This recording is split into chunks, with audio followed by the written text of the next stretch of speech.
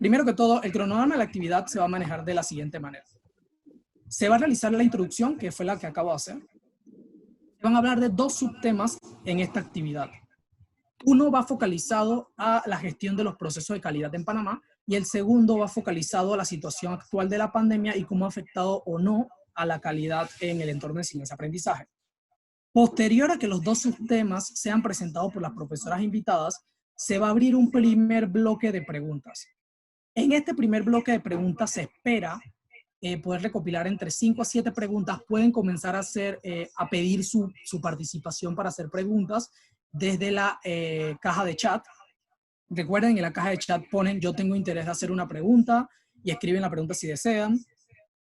Nosotros lo que vamos a estar haciendo es que vamos a recopilar los nombres de las personas que estén interesadas en hacer una pregunta y cuando se inicie el primer bloque de preguntas, se les va a abrir el micrófono a esas personas y van a tener 40 segundos para decir la pregunta, hacer un agradecimiento si desean. Y después de los 40 segundos, entonces el micrófono se va a cerrar y las profesoras van a iniciar la explicación o la respuesta que vayan a realizar a la pregunta. Esperamos, como comento, 5 a 7 preguntas en el primer bloque. Luego vendrá entonces el análisis con Vidia. En otras palabras, vamos a utilizar nuestra propia plataforma para analizar la experiencia en este evento. Y como punto final, un segundo bloque de preguntas, misma lógica, 40 segundos a la persona que esté interesada en hacer una pregunta. Se le va a abrir el micrófono. Nosotros vamos a tener una lista ordenada de quién solicitó la palabra primero durante el chat. Y vamos a estar abriendo el micrófono de la persona y llamándola por medio de mi micrófono. Bueno. Sin más preámbulos, vamos a comenzar entonces con la actividad. Primero que todo, quiero presentar a las profesoras. Buenas noches, profesoras. ¿Cómo se encuentran? Muy bien, gracias. Muy bien. ¿Aquí? Ok. Profesora Vieca, ¿puede conversar? ¿Aló? Sí, Sí, muy perfecto. bien. Los escucho bien. Perfecto. Ok, para iniciar quisiera hacer la primera pregunta, la pregunta introductoria.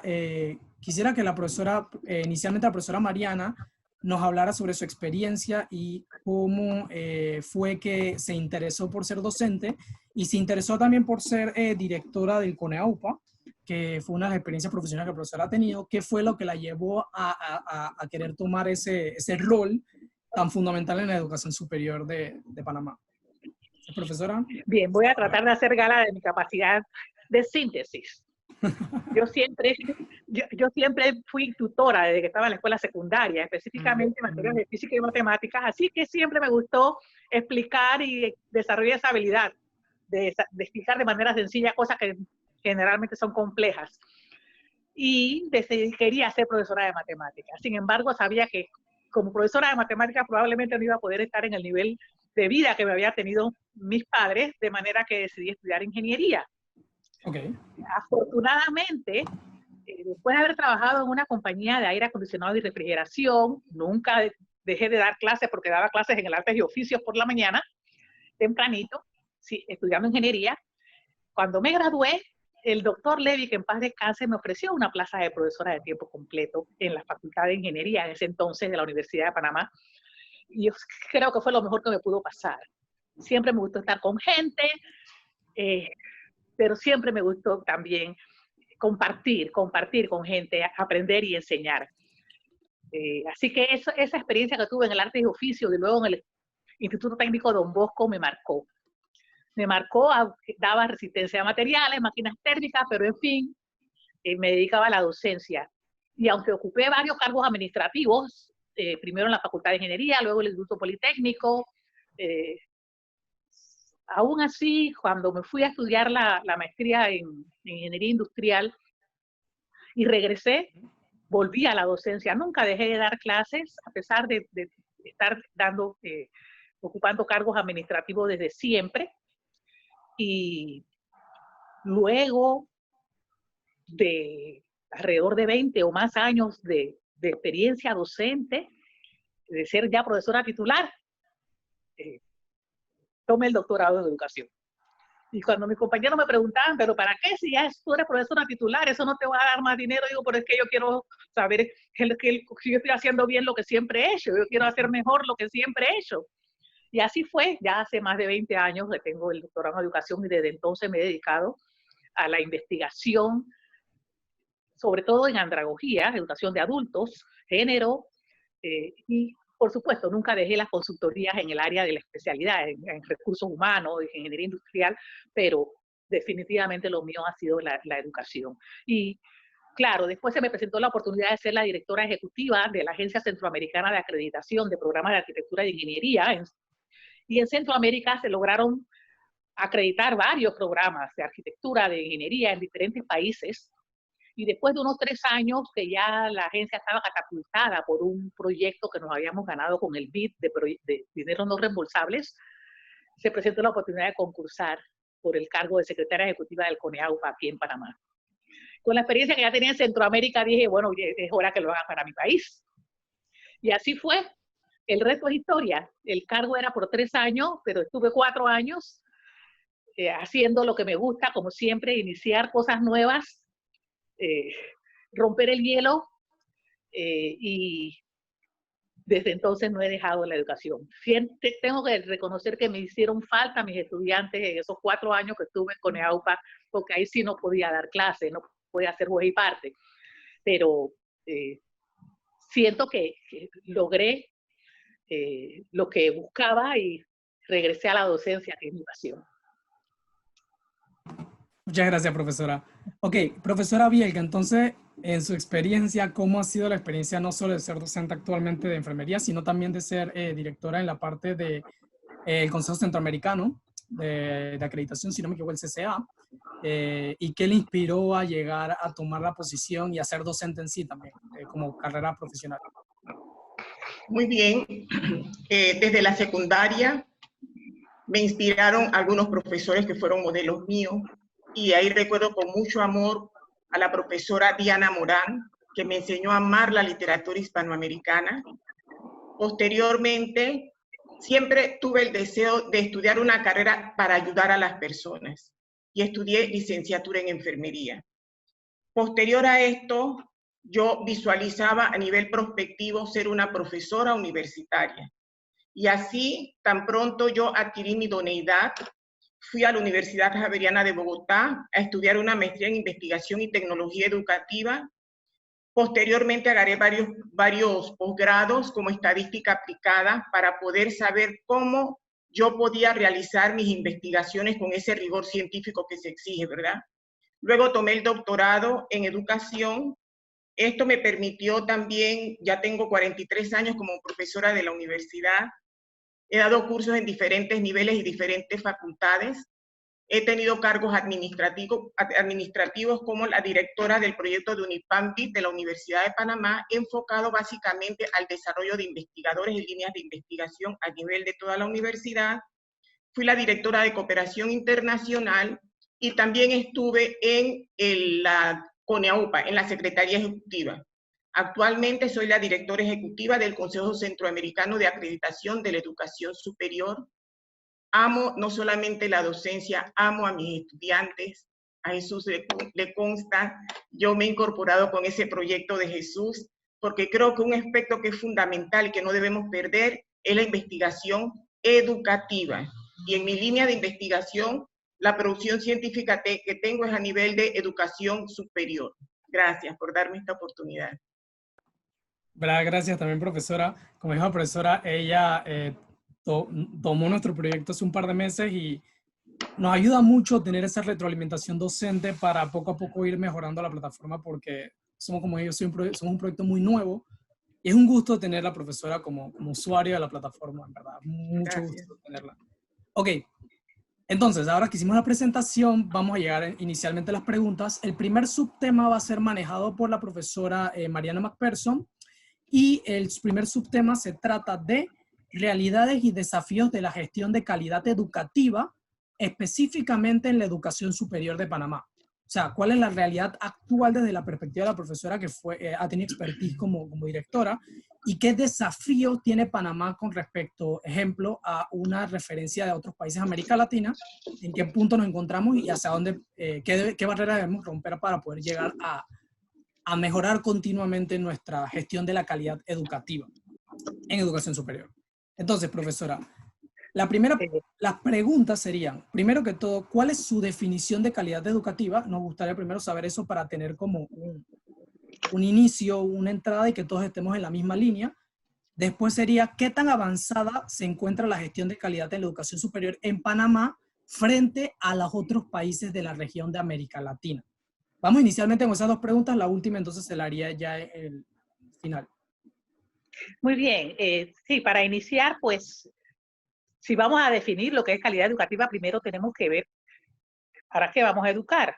Y eso nos obliga a definir qué tipo de país queremos y qué tipo de ciudadanos queremos para ese país. Y entonces, en ese contexto socioeconómico y cultural, nosotros decidimos si queremos ciudadanos que sean solidarios, capaces, con aspiraciones de desarrollo individual y colectivo, con comportamiento ético, por ejemplo. Entonces, sí, podemos definir algunos criterios que nos digan cuál debe ser la calidad de esa educación. La calidad educativa es entonces una cualidad integral que expresa en qué grado la educación se asemeja a ese patrón ideal de educación ideal que queremos para formar ese ciudadano que necesita nuestro país. Eso es lo que es. Ahora, no solamente depende del contexto socioeconómico y cultural del país, también depende de la persona o de las personas, el grupo que valora esa calidad. A fin de cuentas, lo importante es que esa educación sirva para que el educando se forme de manera multilateral, armoniosa, que se pueda integrar a la sociedad, en este caso a Panamá, en donde va a vivir, y que contribuya y desarrolle ese país, su entorno. Esto es lo que se quiere, de manera que no se trata solo de conocimientos. Y por eso a nivel superior decíamos, insistíamos cuando entramos a CONEAUPA en que una universidad no es un colegio, no es una escuela para gente grande, para gente adulta, es mucho más que eso, porque tiene que ver con no solamente con formar profesionales, sino con generar conocimiento, que es lo que promueve el desarrollo, y eso es investigación. Y ese desarrollo tiene que verse reflejado en el entorno a través de la innovación, de la creatividad. Tiene que producir un producto o servicio que sea útil al mercado y resolver problemas que tiene la sociedad local y extranjera. Entonces nosotros nos preguntamos, ¿es la acreditación la respuesta? ¿Qué es la acreditación? Nosotros realmente decíamos desde entonces, cuando empezamos en esto hace ya más años de lo que quisiera decir públicamente, que el objetivo no es la acreditación per se, que una agencia o un grupo independiente manifieste que tal institución educativa o tal universidad cumple con ciertos estándares que se asemejan a la educación que se exige en ese contexto. Ese no es el fin es que se cree una cultura de mejoramiento continuo y que eso sea un estímulo para que la universidad mejore en todas estas funciones que mencionamos: docencia, investigación, innovación, vinculación con la sociedad, y que como consecuencia de ese mejoramiento entonces se acredite. Y claro, para poder seguir mejorando, se establece entonces un plan de mejora al cual se le debe dar seguimiento estrecho, porque si no se le da seguimiento, la institución vuelve a sus viejos hábitos, como lo hacemos individualmente, y eso es normal. Si no tenemos a alguien que nos diga con el hombro, fíjate, estás volviendo a lo de antes, volvemos a lo de antes porque son hábitos que se adquieren. Entonces, realmente el interés, el objetivo principal de asegurar la calidad a través de la acreditación es crear una cultura de mejoramiento continuo. No aprobar, no ser acreditado per se. ¿Y por qué? Porque ahí caemos en lo mismo que nosotros a veces decimos los estudiantes: para ustedes es más importante pasar que aprender. Pero es que podríamos caer en lo mismo como universidades si nos fijamos más en ser acreditados que en desarrollar una cultura de mejoramiento continuo. Ese es el objetivo final. Y eso se logra evaluando. Nosotros no podemos saber qué tanto estamos mejorando o qué tanto estamos llegando a donde queremos llegar si no comparamos lo que estamos haciendo con ese patrón ideal. Profesora, sí. Ok, y con respecto a con los pocos años que Panamá, puedo decir que son pocos años que Panamá tiene en todo esto del proceso de acreditación del CONEOPA, que es ahorita la entidad de educación superior para acreditación en Panamá, ¿cómo está el proceso desde su perspectiva actual? ¿Qué cosas, qué barreras estamos viviendo y cuál es la realidad actual del proceso?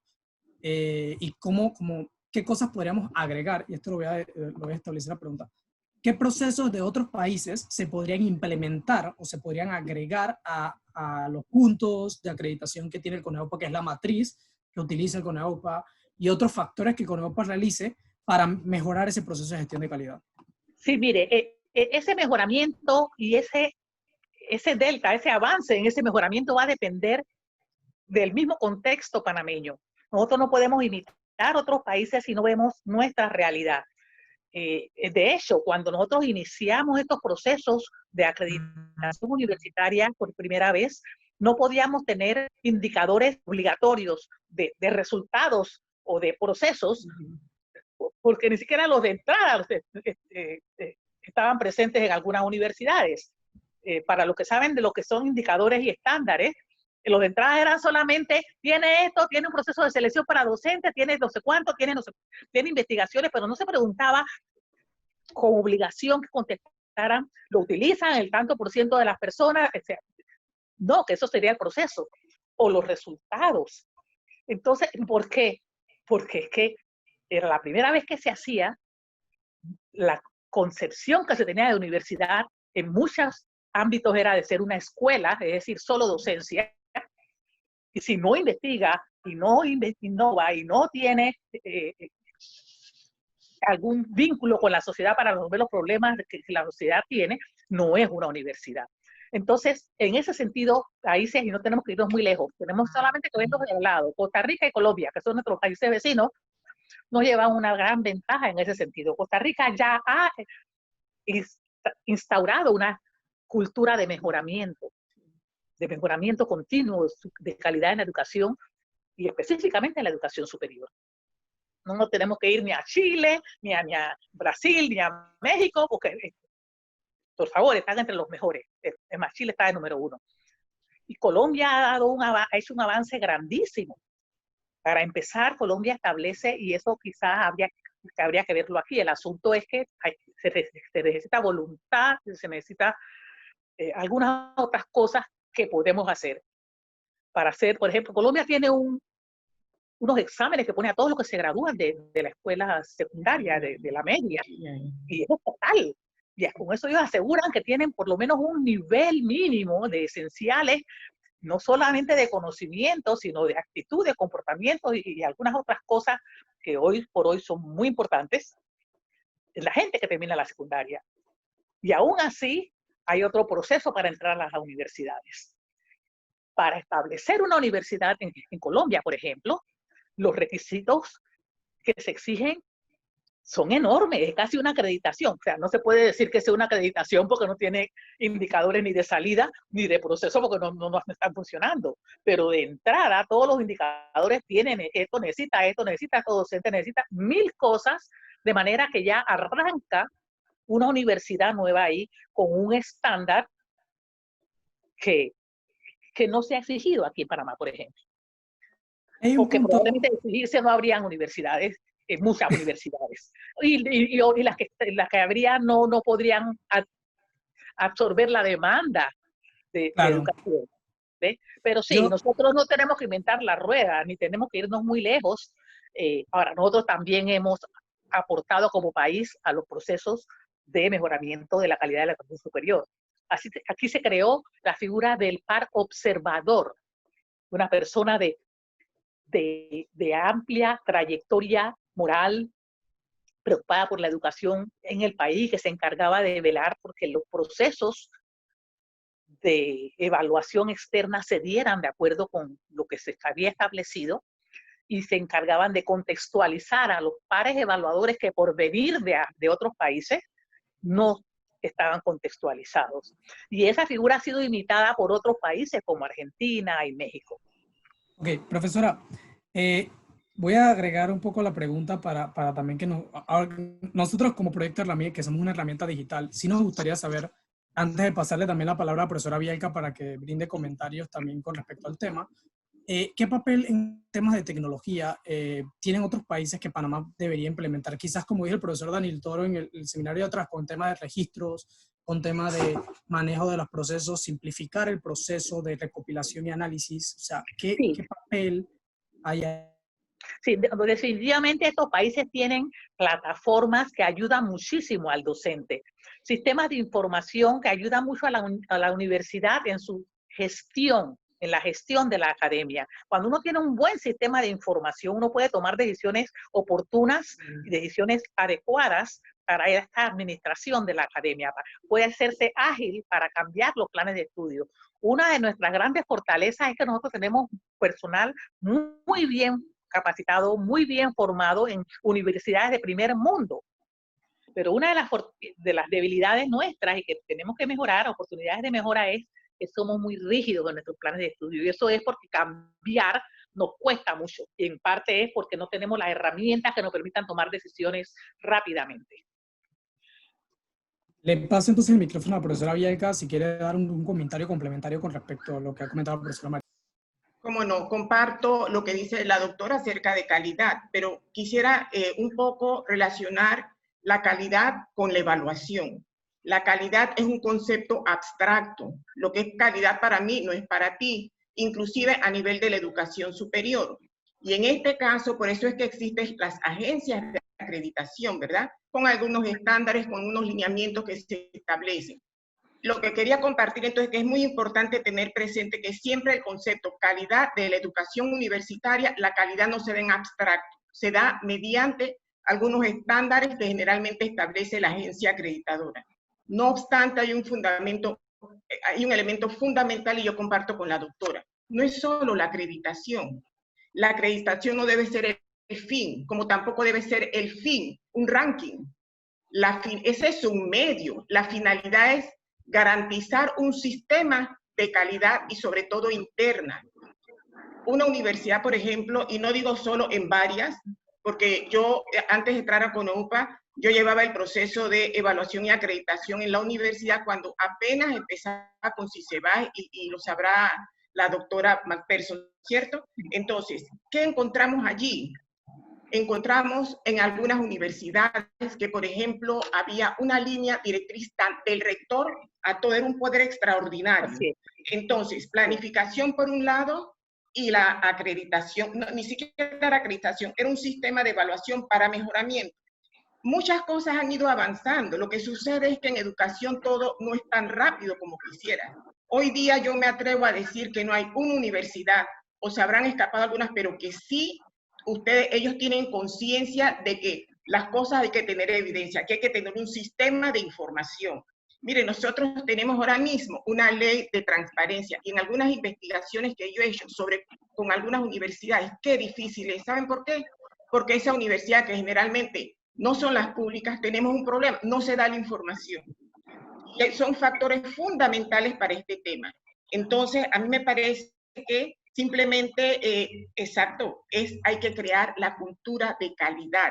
Tenemos que tener un sistema, tenemos que tener un sistema interno. Algo que sí me parece que quizás en el sistema de CONEUPA un poco fue débil porque hubo un interín. Y en esto es muy peligroso perder la credibilidad. ¿Sí? En el sentido de que después que se dio, hubo, yo diría que algunos años, porque cuando yo entré es que empecé a reactivar con el equipo y logramos acreditar carreras de salud, ¿sí? Entonces, si a mí me preguntaran también mi experiencia que estuve allí, yo creo que nunca más debe darse esta situación, porque en todos los sistemas, los estudiosos de estos temas, el riesgo más grande que se corre es que se pierda la credibilidad, la transparencia. No obstante, yo creo que CONEAUPA, a nivel de la agencia panameña, está mejorando mucho, ya es más consistente inclusive están en una tendencia que es la tendencia de las agencias de acreditación locales, que es acreditarse con otra agencia, porque de repente usted puede decir, ok, Coneaupa me acreditó, pero ¿quién acredita que ellos como agencia acreditadora? Entonces entiendo que ya están entrando en eso y ojalá esto siga, ¿verdad? Por ejemplo, en donde yo estoy ahora, nosotros hacemos acreditación de segundo nivel, es decir, se acreditan agencias que ya existen. Igual, creo que Coneaupa va a entrar con la Red Iberoamericana de Acreditación de la Calidad de la Educación Superior. Van a someterse a una acreditación. Entonces, esto yo creo que un poco haber sumado cada uno un poquito a poquito. La doctora Macpherson siempre le ha admirado su sonrisa y todo, pero tú y yo sabemos lo difícil que fue, ¿verdad que sí? Muy, pero muy duro. ¿Cómo no? Ahora no tengo canas porque, bueno, no permití que el COVID me dejara así, pero ahí me salieron a mí las canas y muchas otras cosas. Pero ahí le vamos y nos llevamos el orgullo de haber dado nuestro granito de arena, ¿cierto? Así es, así es, así es. Gracias. Okay. Muchas gracias, en verdad, por su explicación, profesora Bielka. Creo que complementó muy bien la explicación de la profesora Mariana. Se puede entonces llegar quizás a ciertas conclusiones en la parte de que, como dicen, y me gustaría como dejar esto para las personas que están, la acreditación no es el fin, sino es un proceso para que las universidades entren a un proceso de mejoramiento continuo. Me llama la atención porque la norma ISO también, yo estaba leyendo el documento y habla de eso, que ese es como el fin final, una universidad que constantemente registre, analice, recopile y busque ese mejoramiento continuo. Y me gusta porque me llama la atención que ambas concuerden en ese punto muy bien. Ok, entrando al segundo subtema, ya hablando concretamente de la situación que Panamá y varios países a nivel mundial están viviendo, le voy a dar primero la palabra a la profesora Bielka con respecto al efecto de la pandemia en la calidad educativa, es calidad, pero específicamente la calidad educativa en el entorno de enseñanza-aprendizaje, en este caso entorno de enseñanza-aprendizaje virtual por toda esta situación. ¿Cómo no? Y la primera pregunta, la pregunta que le haría a la profesora Bielka sería, ¿cuáles han sido los mayores efectos que ha tenido el COVID en la calidad del proceso educativo y cómo considera, qué aspectos fundamentales considera que son necesarios para potenciar el entorno de enseñanza-aprendizaje en medio de la pandemia? Y antes de que responda, creo que quisiera enfatizar, profesora, porque sé que usted trabaja mucho con el GIELSAC y estos reportes del GIELSAC ha estado comentando con respecto al peligro del tema de deserción, de la situación complicada que están viviendo estudiantes con el tema de la conectividad y varios aspectos que en cierto modo quizás afecten. También si nos habla un poco de eso en su expertise en esta situación actual. Ok, muchas gracias. Fíjese, yo no puedo hablar del COVID si yo no quiero realmente iniciar con una cita del doctor Claudio Rama, que es experto en estos temas, y usted fue al webinar que tuvimos la oportunidad, ¿verdad? Y Claudio plantea que esta situación nos ha llevado a una dinámica de educación de emergencia, lo cual ha reforzado las debilidades y las desigualdades. Y los que somos profesores universitarios sabemos que hay desigualdades, inclusive entre las universidades. Entre las universidades hay desigualdades, ¿verdad? Pero entonces esto ha llevado a esta situación. ¿Qué sucede? El COVID, desde que se inició, bueno, aquí en América Latina, casi en marzo de este año, la IESAL UNESCO intentaron también con una visión hacia futuro de lo que podía pasar y esto encuadrado también con lo que planteaba la Organización Mundial de la Salud, que determinaban que el aislamiento, yo le llamo a eso que el aislamiento es una de las medidas efectivas no farmacéuticas ante el COVID.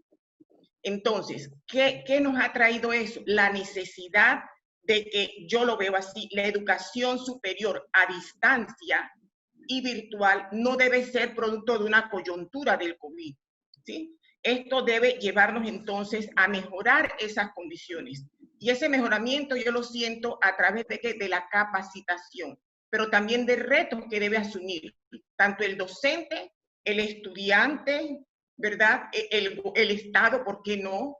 Nosotros, América Latina, en el último estudio que hice de UNESCO que revisé, el 50% de la conectividad la tenemos, es decir, si nosotros comparamos la conectividad nuestra con los países desarrollados, solo el 50% de América Latina tiene una conectividad que le permite entonces poder utilizar, y esto lo saben mejor ustedes que yo, estas herramientas sólidas para poder llevar una educación a distancia como debe ser. Ahora, educación a distancia no es nada más estar con el estudiante en la pantalla y presentarles PowerPoint, por favor.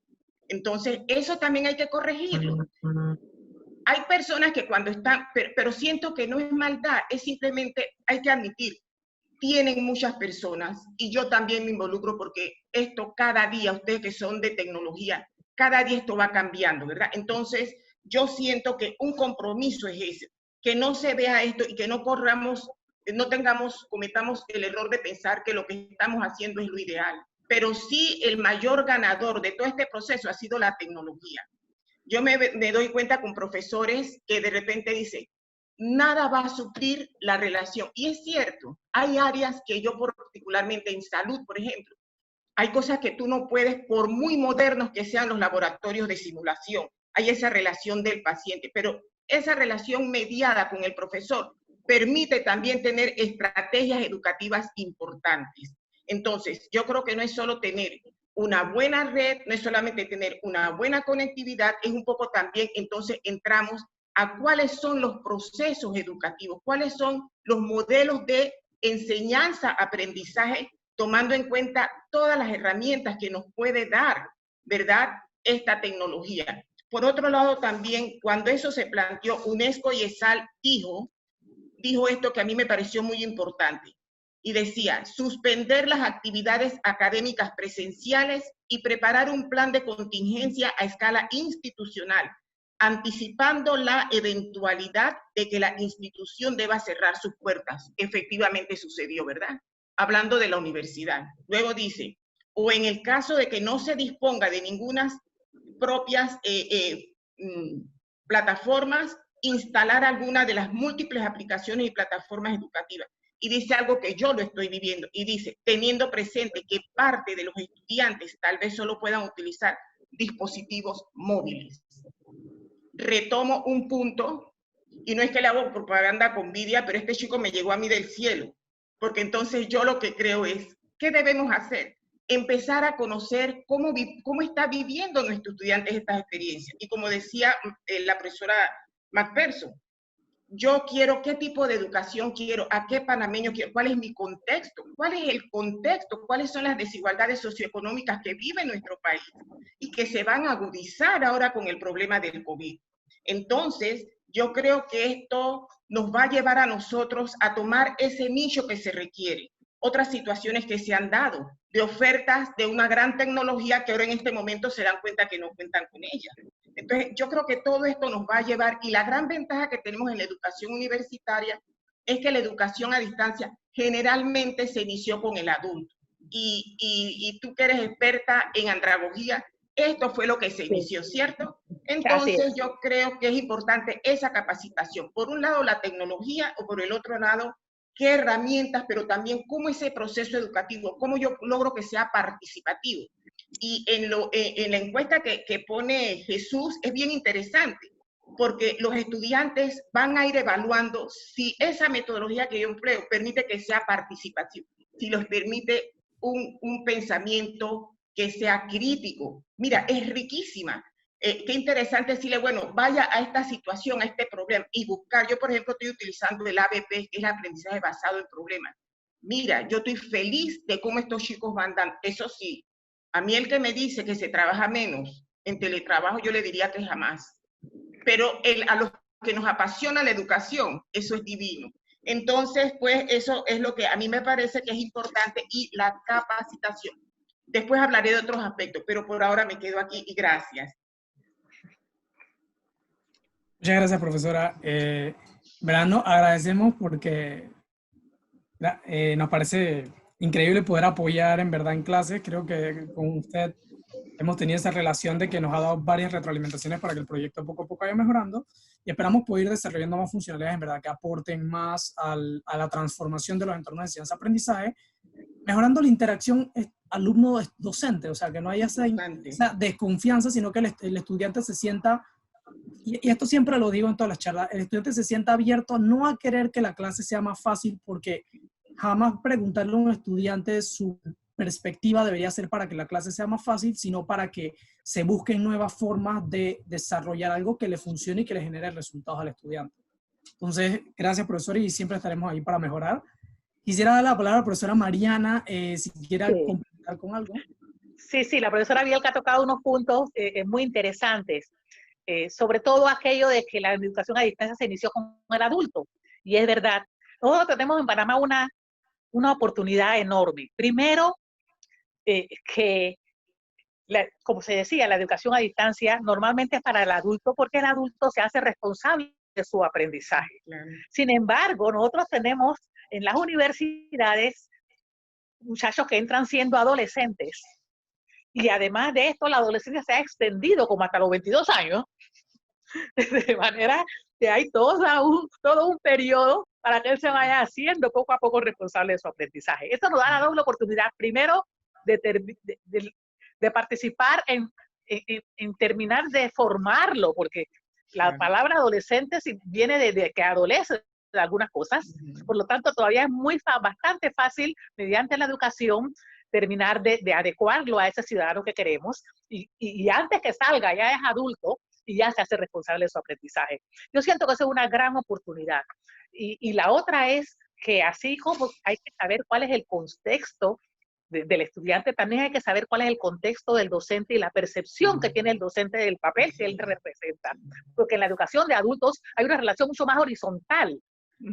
Como tú decías, Jesús, mucho más de interacción, de ambos aprendemos. Y esta es una gran oportunidad, porque los docentes somos más adultos que los jóvenes que están estudiando generalmente, y aprendemos de la tecnología, y ellos mismos nos dicen, no, use esto, use lo otro, y ellos aprenden de nuestras experiencias, y hay mucha más oportunidad de ser interactivos. Yo creo que esa parte hay que aprovecharla y darnos cuenta como docentes que tenemos que utilizar más la evaluación cualitativa. Yo se lo decía a mis estudiantes de doctorado en educación, que por cierto están aquí conectados, que esa evaluación cualitativa nos permite ir viendo el proceso, qué tanto están aprendiendo, hacerles preguntas, indagar, porque uno no puede reducir a un número al final de un semestre con un examen todo lo que el muchacho ha hecho durante un semestre, y eso se da con la interacción, uno lo va viendo. Yo siento que esto es una gran oportunidad para mejorar la calidad de la educación superior y ir haciendo que el muchacho se vaya haciendo responsable de su aprendizaje. Muchas gracias, profesora. En verdad, muy buen insight con respecto a este tema. Bueno, entonces para entrar, ahora sí vamos a entrar a la sección de preguntas y respuestas, el primer bloque de preguntas y respuestas. Voy a solicitarle a mi compañero Isaac de León, que está manejando la parte administrativa del Zoom, que me ayude diciéndome cuál sería entonces la primera persona a la que le daríamos acceso a el micrófono. Listo. Ok, la primera persona es, la persona está usando un Galaxy J7 y el nombre es la señorita Bertie. Bertie, denme un segundo para brindarle.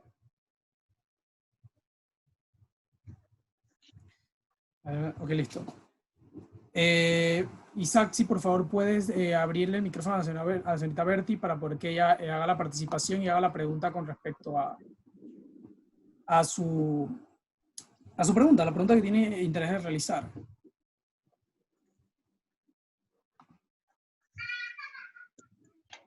Buenas noches. Hola, buenas noches. Señorita Bertie, ¿cuál sería su pregunta? Como comenté al inicio, tienen 40 segundos y para que pueda realizar pregunta a alguna de las dos profesionales. Bueno, básicamente muchas gracias a la expositora, está excelente el tema, también a ti, Riquelme, fabuloso. Mi pregunta es, la profesora, la doctora Mariana hablaba de que sí hay chicos que no tienen acceso a mucho de la tecnología, a todas las computadoras, a los celulares, y es muy cierto. Tengo acceso a profesores que están viviendo eso con los estudiantes. Sin embargo, también observo que en las universidades, cada facultad ha tenido que correr a ver cómo resuelve el tema de la educación virtual en momentos de COVID. Entonces, pienso, más que una pregunta, es como una sugerencia, y también como lo ve usted, doctora, hay que hacer un inventario de qué tienen nuestras universidades. y hacia dónde queremos ir como un todo. Pienso yo, no sé cómo usted ve esa posición. Sí, definitivamente, como decía la profesora Bielka también, esto ha puesto de manifiesto una serie de desigualdades, no solamente entre las universidades, también entre nuestros estudiantes. De manera que, como esto ha tenido que hacerse de todas maneras por la urgencia, no debemos caer ahora en resolver lo urgente y perder de vista lo importante, que es la calidad. De ahí la importancia en ir haciendo un inventario. El hecho de haber tenido que irnos a clases a distancia, porque sí, de todas maneras, no quita la necesidad de tener que hacer ese inventario e ir adecuando nuestras necesidades a la nueva realidad. Por ejemplo, se me ocurre, si antes las unidades de apoyo estudiantil o de bienestar estudiantil daban boletos para cafetería o trabajo por matrícula por trabajo o en la matrícula o algo así, bueno, ahora den ancho de banda, ahora propongan una computadora o alguna cosa de esas, que es la que se está necesitando realmente, y ya no tanto pago de esto, de comida o de transporte o de alguna de esas otras cosas. Hay que adecuarse a la nueva realidad. Y yo creo que sí, hemos demostrado que somos capaces de cambiar y lo hacemos bien. Lo que pasa es que tienen que empujarnos para que lo hagamos de todas maneras. Y esto es parte de lo que nos debe aumentar mejorar la autoestima como sociedad, de que sí somos capaces de lograrlo. Claro. Así es. Señorita Berti, yo noté que tiene una segunda pregunta justamente debajo de la primera con respecto a la profesora Bielka. No sé si va a realizar esa pregunta o si quiere yo la digo. Puedes leerla tú, gracias. Señorita Bielka, doctora Bielka, Ay, la pregunta es si existen las normas ISO, que me imagino habla la ISO 21001-2018, para la ES, Educación Superior, ¿por qué debe dependerse de agencias acreditadoras? ¿Podría ampliar eso, por favor? Sí, realmente las normas ISO, si nosotros analizamos todos los modelos que tenemos, realmente su origen fue en las ISOs. Sí. Es más, ahora lo que se está haciendo es adecuar las ISOs a lo que es educación. Y por ejemplo, España tiene un modelo que es bien interesante, que es sistemas internos de aseguramiento de calidad. Y la base las hizo con sus adaptaciones a la educación. Y yo creo que eso es un logro muy grande que tuvo el CCA con unas doctoras que fueron las coordinadoras del proyecto. Entonces, tener un sistema interno de aseguramiento de la calidad con ellos. Pero, ¿qué sucede? También, vamos a hablar claro, ¿qué pasa? ¿Por qué surgen las agencias acreditadoras?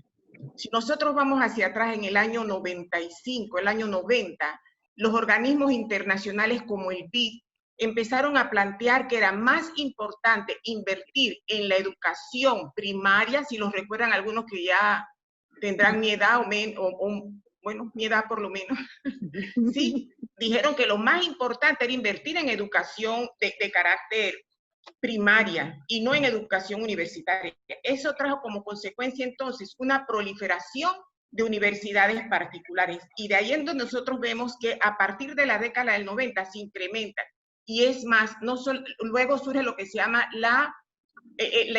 no es la internacionalización, es un proceso que fue muy difícil, que es agencias de mucho nivel, universidades de mucho prestigio, nos traían a nosotros sus sucursales sin la calidad que tenían en su lugar de origen. Entonces, ese crecimiento desordenado, Mariana dijo algo que yo estoy muy de acuerdo, que quede claro, no es que estamos en contra de la universidad privada, no, si la universidad pública no puede, nosotros requerimos, pero sí con cierto control. Frente a ese descontrol de proliferación de universidades que aquí yo creo que bueno, Mariana sí le tocó vivir muy duro, eso yo lo recuerdo, lo que llamamos aquí universidades de garaje, que fue una lucha política. Entonces, frente a eso, surgen estos organismos, ¿sí? Pero si ustedes lo analizan, en el fondo sí tiene una base sólida de las ISO, pero aplicada entonces a educación. Por eso surgen estas agencias. Así es. Gracias, profesora. ¿Cierto, Mariana? Así es. Así es. La siguiente pregunta la va a realizar el profesor Ricardo Ortega Garrido. Profesor, le vamos a dar los 40 segundos y le vamos a abrir el micrófono para que hable.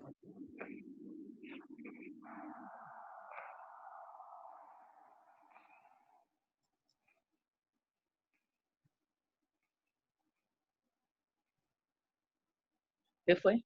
¿No se escucha? No. No, no se escucha.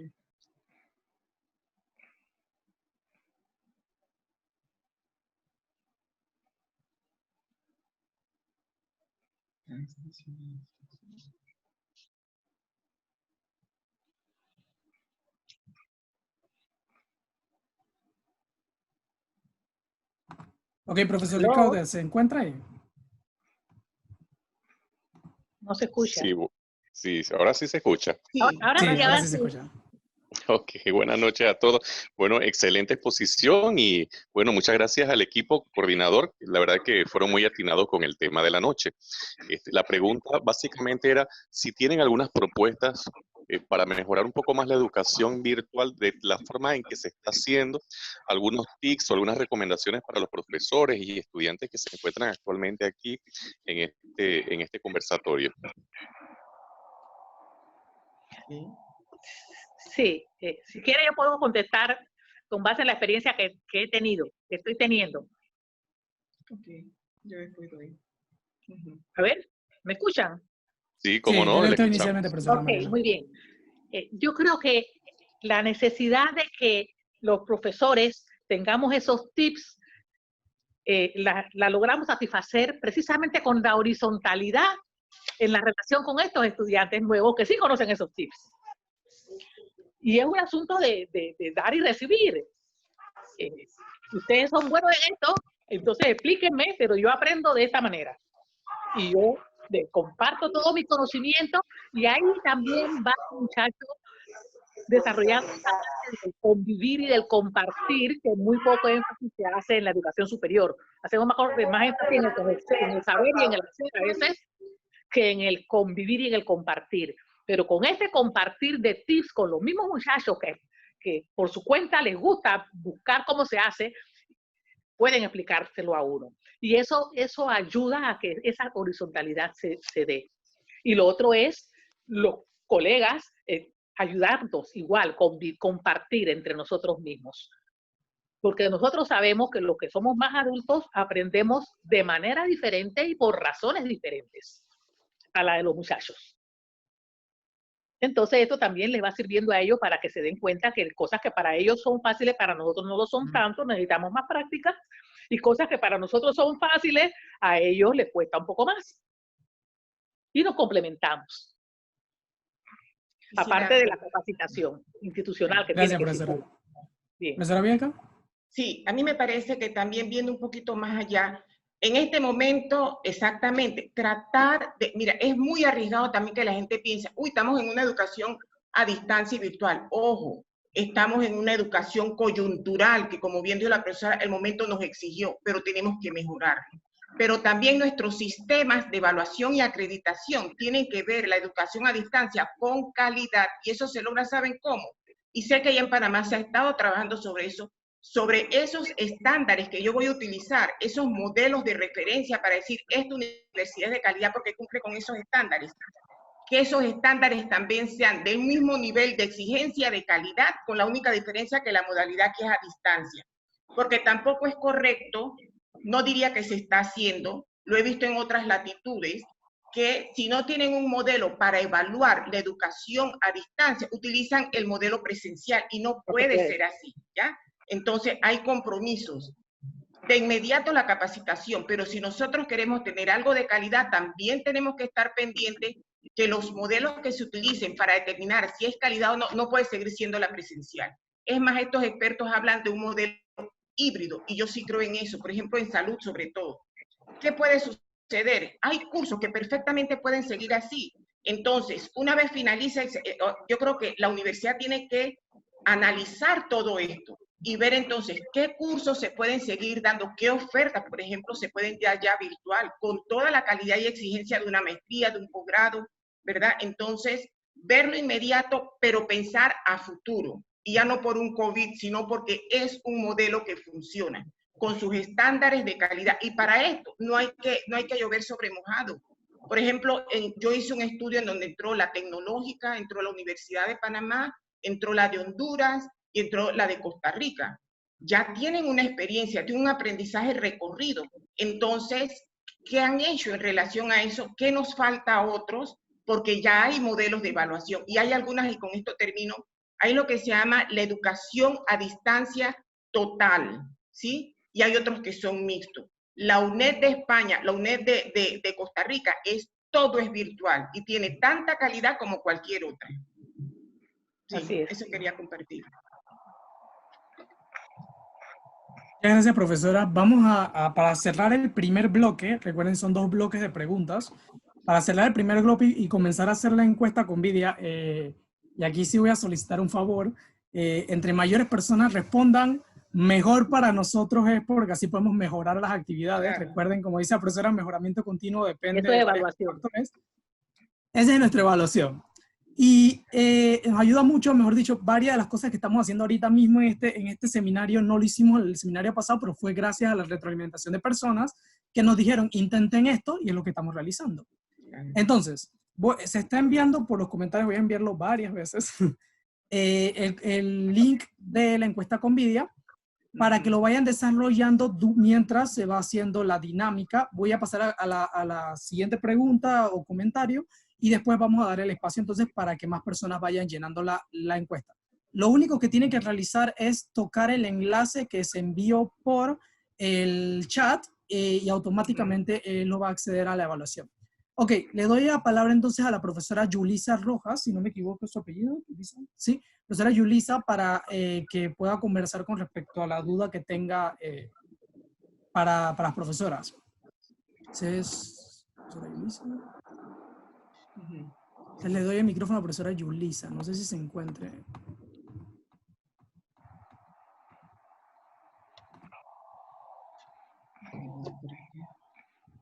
Ok, me comentan que al parecer la profesora Yulisa no está ahorita mismo. Listo, no se encuentra dentro de las personas que están. Bueno, entonces vamos a pasar a dar un par de minutos mientras que vamos evaluando para que se llene la encuesta, unos 2-3 minutos. En verdad agradeceríamos mucho su apoyo.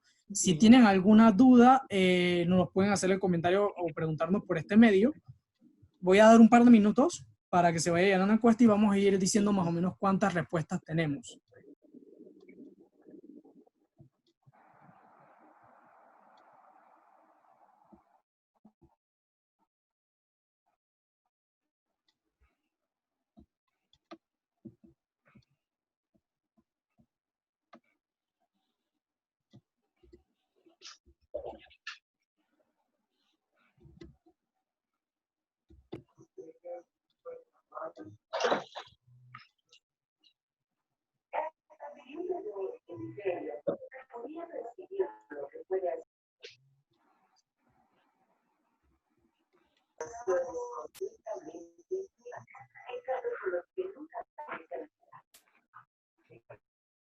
Iniciando, ya hemos recibido un total de 6 respuestas.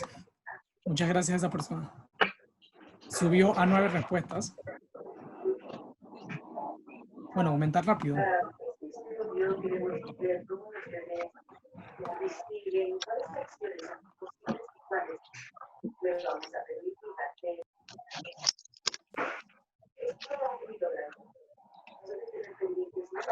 Buenas.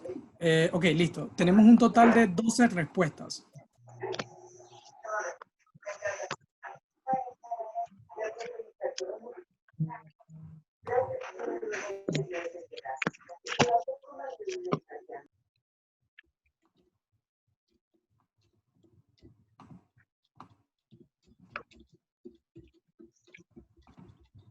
Ok, mientras van desarrollando la encuesta, voy a hacer una explicación de cómo es la lógica. Es simple. Acceden al link del enlace que se encuentra en la caja de texto del chatbox, y en el chatbox van a acceder automáticamente, sin tener que poner ningún código o nada, a la encuesta, a un sondeo realmente, porque es más corto. y solo se tiene que hacer respuestas, hay respuesta cuantitativa y cualitativa. La cuantitativa son 3 preguntas con respecto a factores de nuestro entorno en este momento digital, y al final hay una caja de comentarios. En esa caja de comentarios pueden hacer recomendaciones de aspectos que consideren que podemos agregar a las actividades, si tienen una nueva metodología que quieran implementar, que quieran que probemos, también pueden agregarlo. La idea es tener como mayor enriquecimiento con respecto a la retroalimentación. Déjenme ver qué me dice el chico de administración. Ok, tenemos un total de 30 respuestas. Nos faltarían al menos 20 o 30 más para poder llegar a un punto medio de las personas que están en el live. Bueno, vamos a dar un minuto más y iniciamos con las siguientes preguntas.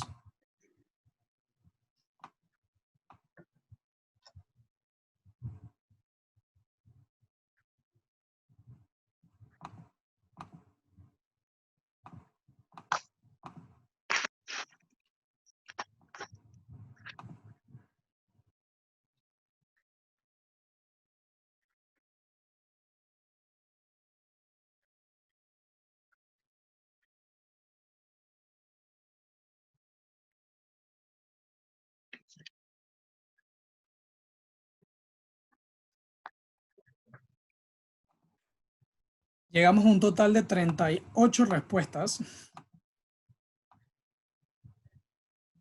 En verdad, muchas gracias a las personas que están respondiendo. En verdad es un placer para nosotros y nos ayuda mucho. Estoy viendo los comentarios y en verdad veo buenas retroalimentaciones.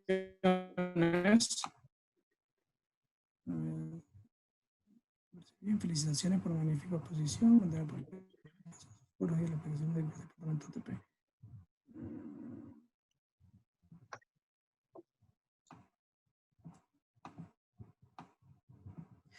Ok, tenemos en total 46 respuestas. Mientras que se va desarrollando entonces la encuesta, voy a iniciar con el siguiente bloque de preguntas.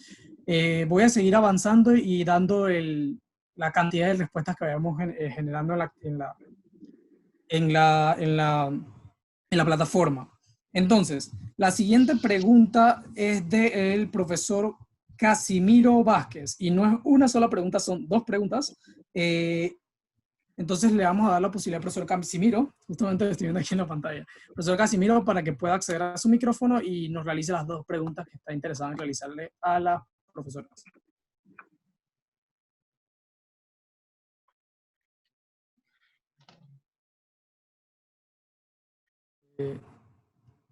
Isaac, ¿puedes por favor abrir el micrófono del profesor Casimiro?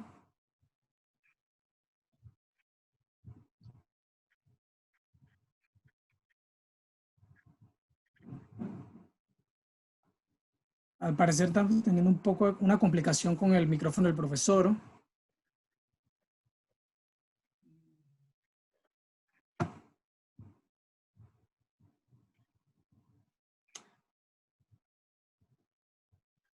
Profesor, ¿puede abrir su micrófono? Es que lo tiene cerrado. Ya le dimos el acceso, solo es cuestión de que lo abra.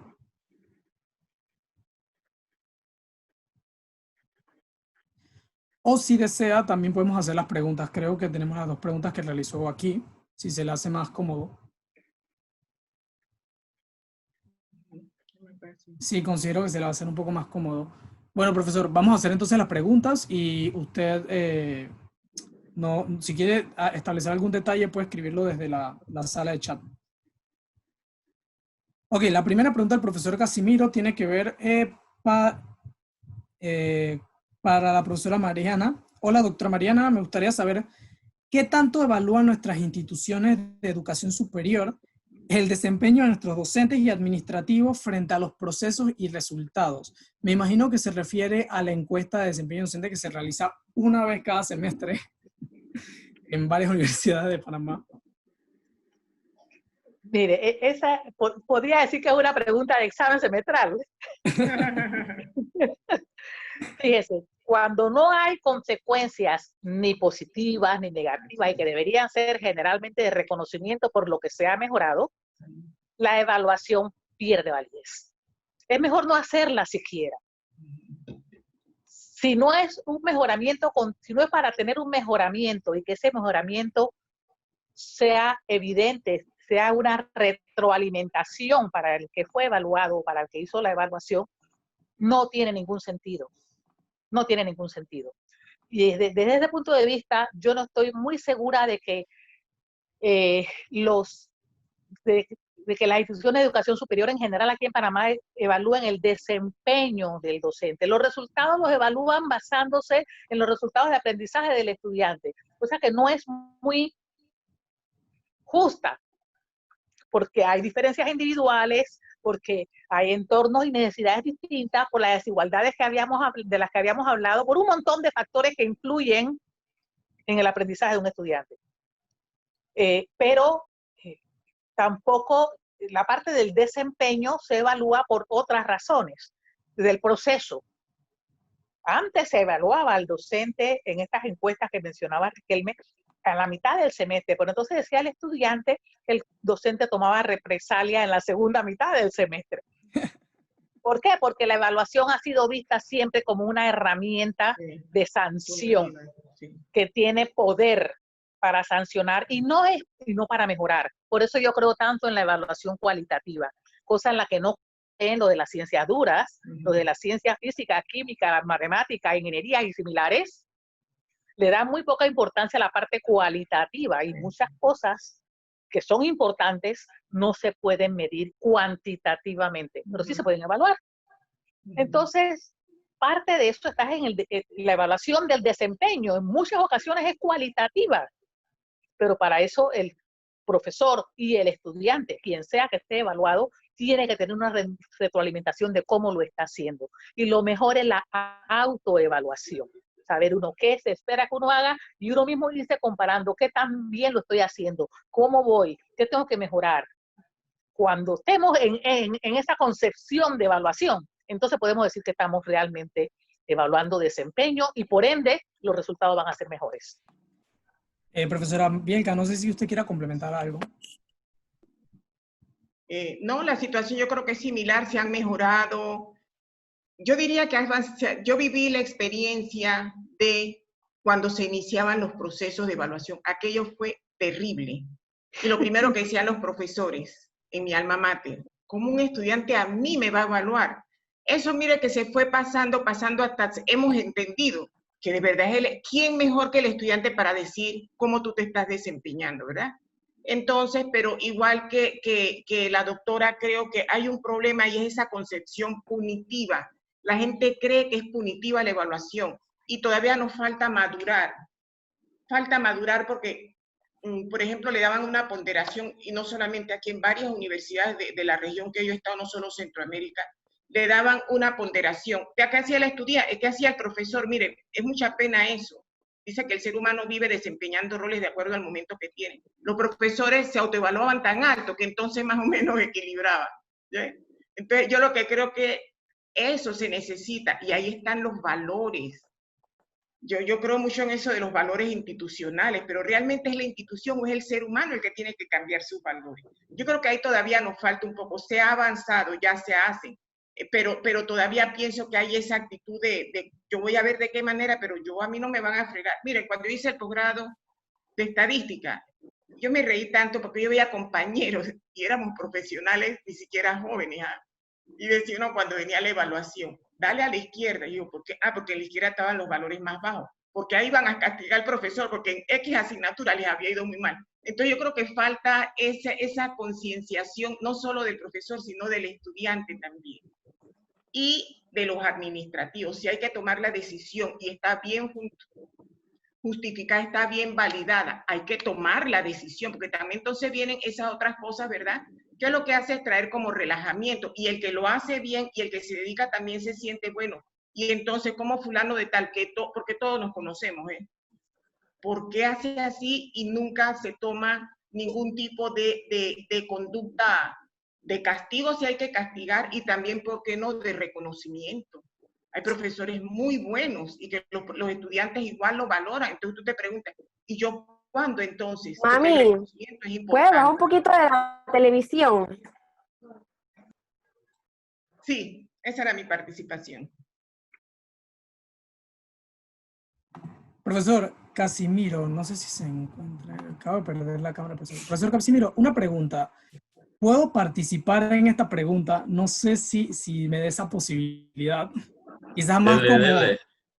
como Disculpe, que el era que estudiante. me había salido de la pantalla, no sé por qué, pero ya volví acá.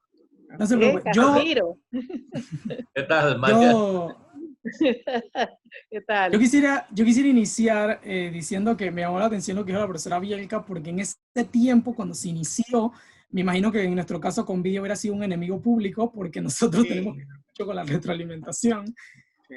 Pero sí quiero como recién graduado, porque llevo ya 1 año y medio de que me gradué de la Universidad Tecnológica, soy recién graduado realmente, tuve mi experiencia como estudiante, plantear un factor que tiene que ver con la razón también por la que, una anécdota realmente.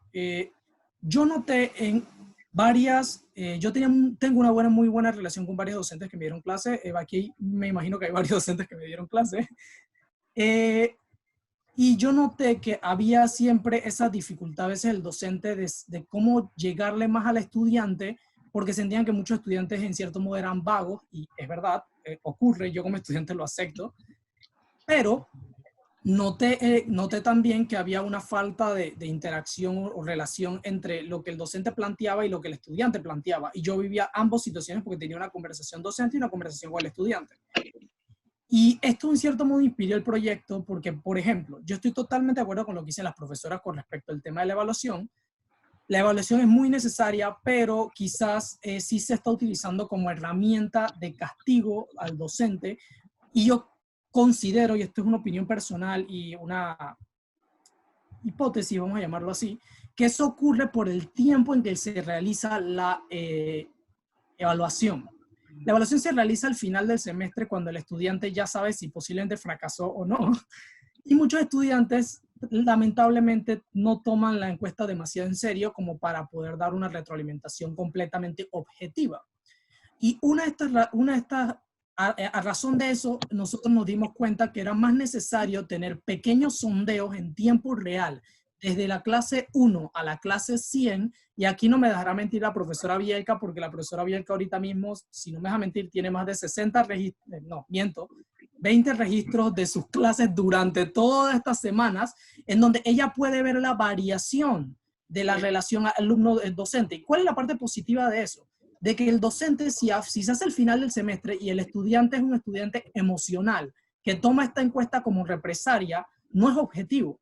Pero si la encuesta se hace durante el tiempo, desde el día 0 al día 100, es muy difícil que el estudiante desde el día 0 al día 100 haya cambiado su comportamiento en el tiempo y no se pueda la universidad no pueda darse cuenta de que hubo un cambio repentino, que pudo haber sido porque el profesor fracasó al estudiante y el estudiante no supo cómo manejarlo, y su represalia fue: voy a ponerle mala calificación al profesor.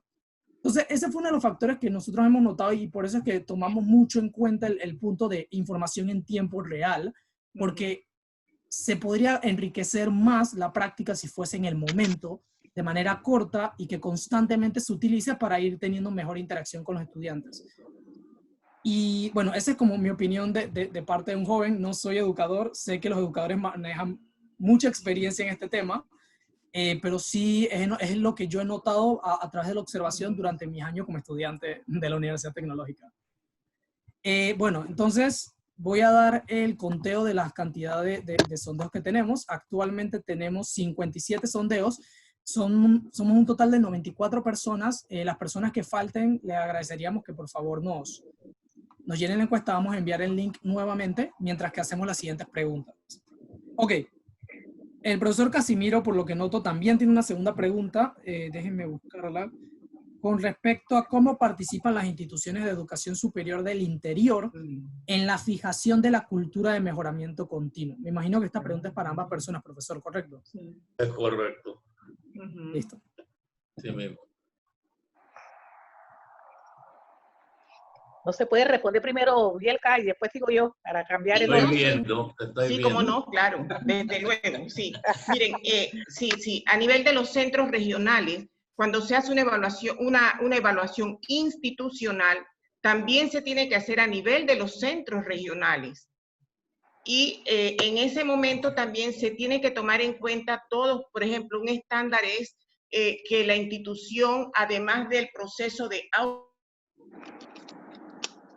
autoevaluación, ya tiene instalado un sistema de mejoramiento continuo. Eso también se evalúa tanto en el campus como también en los centros regionales, teniendo en cuenta también el contexto del centro regional, que no es igual al contexto del campus, pero sí se debe tener en cuenta y se hace el trabajo de concienciar para que estos centros regionales también incorporen esa mejora continua. Pero ¿qué es lo importante aquí?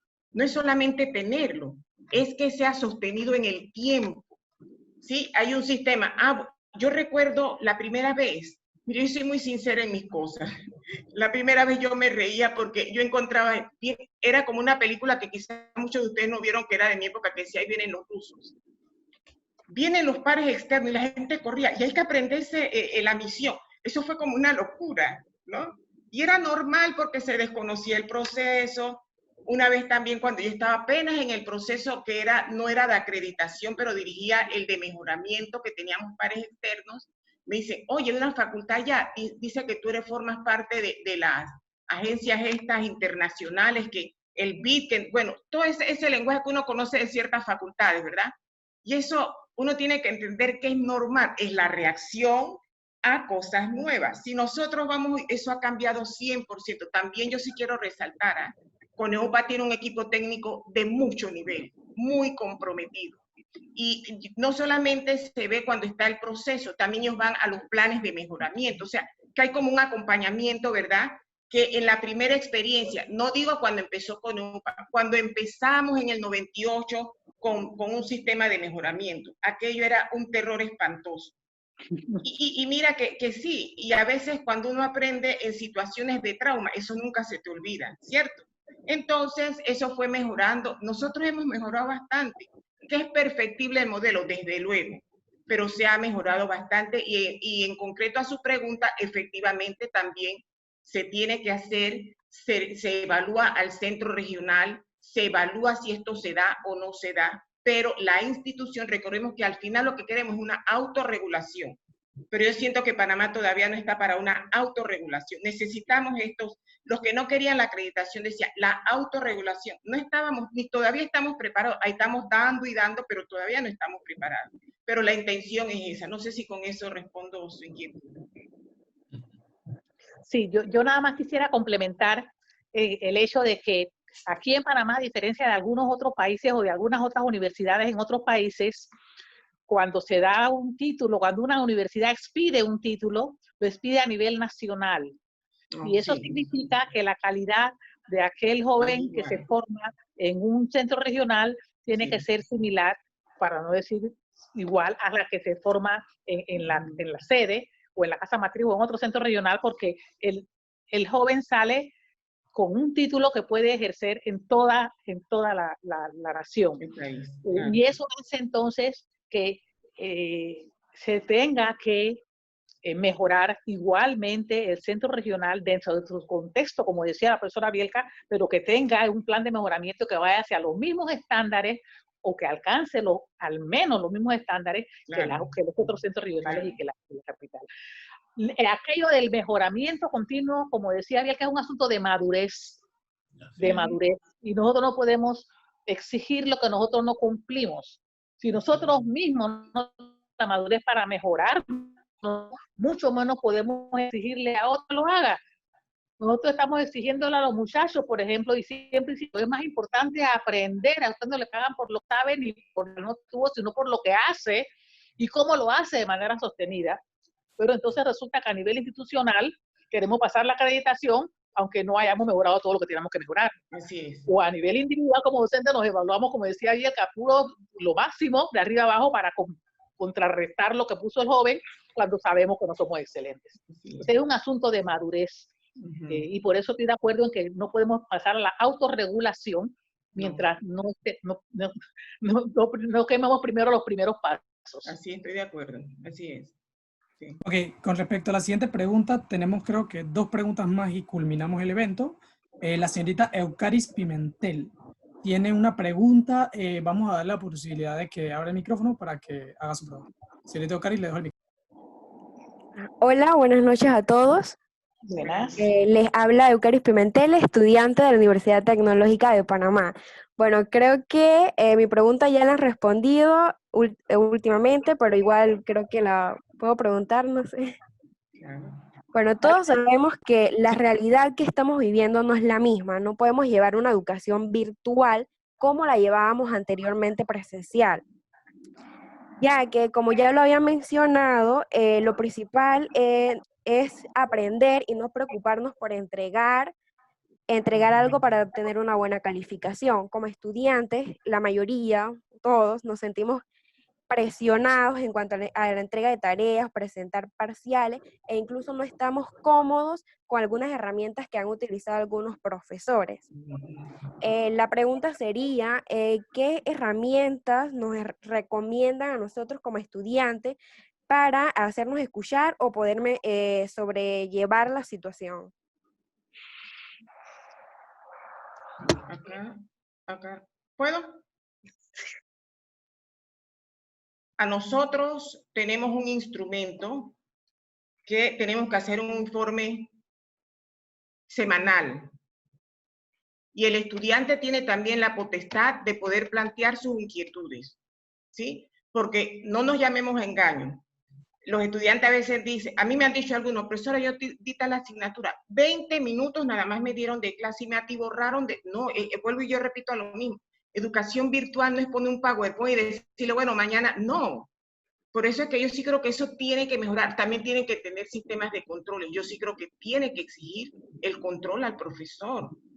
Y el estudiante acá ya le digo que sí hay esa situación. El estudiante puede llegar, ahora también yo reconozco en mi facultad hubo algo muy organizado, quizás por la condición de ser enfermera. Nosotros cuando empezó esta situación teníamos ya organizado el líder por grupo. A mí se me entregó, y la universidad también lo dio, la lista de todos mis estudiantes, sus correos electrónicos, sus celulares, así, de manera que eso nos ayudó mucho a poder, y entonces se le dio algún incentivo a los chicos, por ejemplo, los minutos para que ellos pudieran, porque hay gente muy humilde a veces. También ser un poco flexible en el sentido de que yo cada vez que llego y compartimos y demás, a los estudiantes ya saben que ellos me escriben, y mira, hay chicos que a veces da dolor, se pegan a la corriente de otro, no tienen luz eléctrica. Entonces, no es que tiene que, yo creo que es bien importante evitar ese pensamiento que a veces se da, que dice, no, es que esa educación es fácil. No, pero sí ante un contexto como el que tenemos que tener cierta flexibilidad sin perder la calidad. ¿Sí? Entonces yo creo que el estudiante, bueno, digo mi experiencia acá, el estudiante tiene la oportunidad también de retroalimentar y de plantear sus inquietudes. Que esto, Mariana, pienso yo, porque no es la primera vez que nos vamos a encontrar, vamos a hacer muchas cosas buenas. Sí. Sí. Como por ejemplo, una evaluación que realmente responda a ese modelo. Una evaluación, porque no vas a decir ahora, digamos, que no, al profesor lo vamos a evaluar. Mire, cosas tan, por ejemplo, eso que se habló de los centros regionales, claro que inquietan. En la estructura de casi todas las universidades, porque en la región latinoamericana se maneja mucho la figura de centro regional. Académicamente, el centro regional debe responder al campus. Y a veces no sucede, porque hay otros criterios que privan para abrir carreras y eso lo sabemos. Esas son las cosas que afectan la calidad, y la calidad debe ser igual del que estudia medicina aquí al que estudia en el interior. Entonces, esos son elementos que tenemos que tener claro, que tenemos que corregir y tenemos que mejorar. Así es. Yo quiero, muy bien, yo también quiero complementar con algo. Cuando yo hablaba de lo urgente y de lo importante, es porque en algunos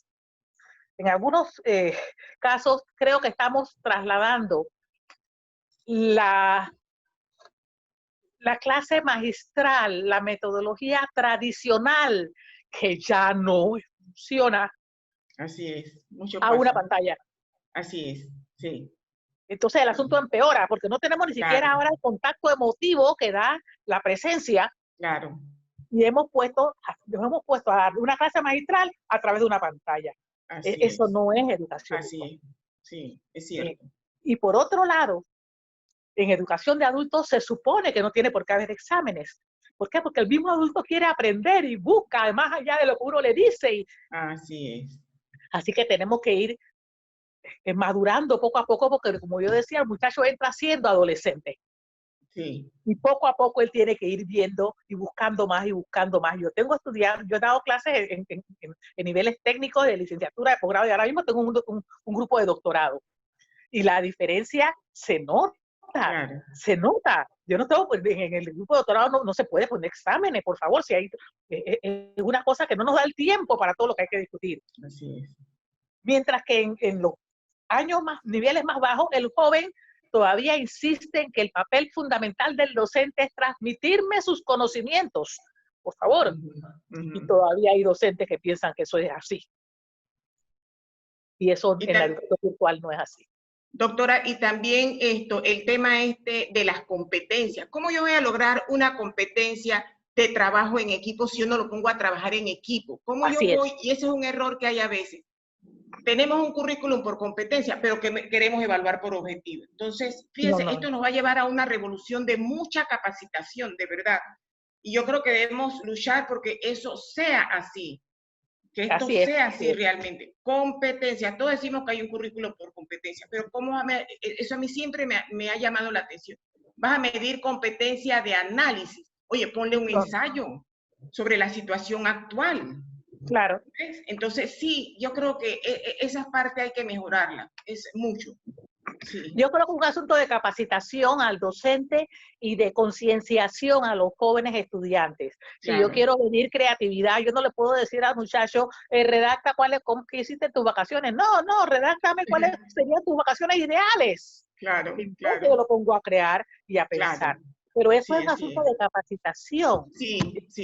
Para el docente que realmente quiere mejorar su desempeño, su resultado, y para el joven que va aprendiendo que él es responsable de su aprendizaje. Así es.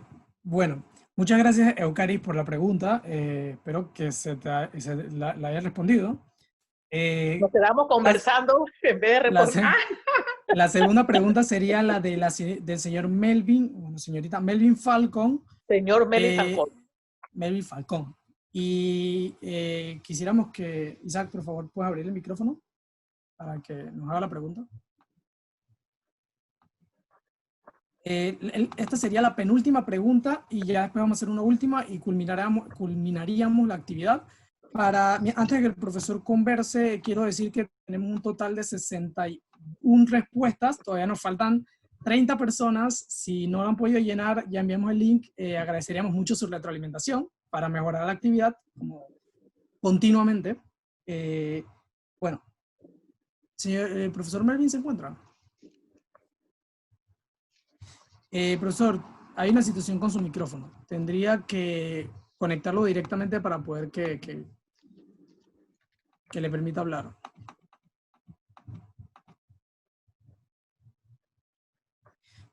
Bueno, si el profesor no puede con el micrófono actualmente, si desea yo entonces hago la pregunta. La pregunta va ligada a... Sí, el profesor nos comenta que tiene problemas con el micrófono. Ok, la pregunta es, buenas noches. Quisiera saber si están considerando algún formato de evaluación para que los estudiantes retroalimenten a los profesores en general acerca de las clases en línea. Bueno, profesor. Muy buena pregunta. No sé, profesora Mariana, profesora Bielka, ¿quién yo desea cuando no sé, yo no comenzar? sé si la institución lo está considerando. Pero debería considerarlo, y debería considerarlo porque no es lo mismo evaluar, como decía la profesora Bielka, una clase presencial que una clase a distancia. No es lo mismo. Y el joven también debe saber qué esperar del docente en una clase a distancia y qué se espera de él como estudiante en una clase a distancia. Entonces, eso debería estar ya elaborándose. Sí, lo que yo planteaba acá también, lo que se ha hecho, pero yo creo que hasta el momento no se ha hecho institucional, sino iniciativas, ¿ya? Pero debe ser institucional, claro que sí, sí.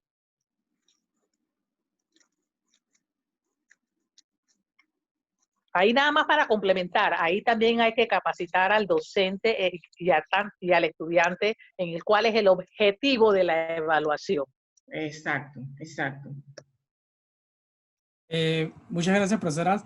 Profesor Mayda, y con respecto a la pregunta de la señorita Eukeris, eso es uno de nuestros ideales, llegar a hacer justamente esa evaluación que están comentando. Mejor dicho, es uno de nuestros objetivos, por eso solicitamos mucho que nos den retroalimentación con las preguntas. A la profesora Bielka, que es usuaria de nosotros, nos ha ayudado mucho con el desarrollo de preguntas. Entre cada vez más, mejor sea la encuesta, y al ser una encuesta focalizada en experiencias educativas, el objetivo es ese. Promover una educación democrática a través de la participación estudiantil para el mejoramiento de la educación, y también, o sea, dar la posibilidad al estudiante que abra su voz, y también ayudar a las universidades con el tema de la gestión de calidad, en algún momento cuando la herramienta madure cada vez más. Tengo una siguiente pregunta de la señorita Mayda Cibala. Vamos a dar la posibilidad de que abra el micrófono, Isaac.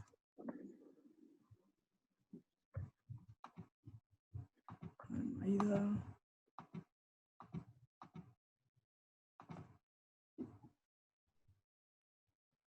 Ok.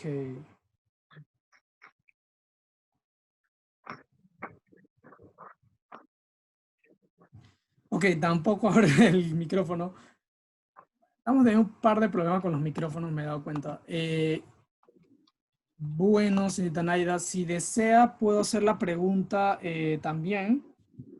La pregunta es la siguiente. ¿La educación en modalidad virtual ante la crisis que vivimos puede afectar la calidad ética y moral del estudiante? Claro que sí. Del estudiante y del docente. No sé quién desea responder inicialmente. Bueno, yo creo que de ambos. Sí. De ambos puede afectarla.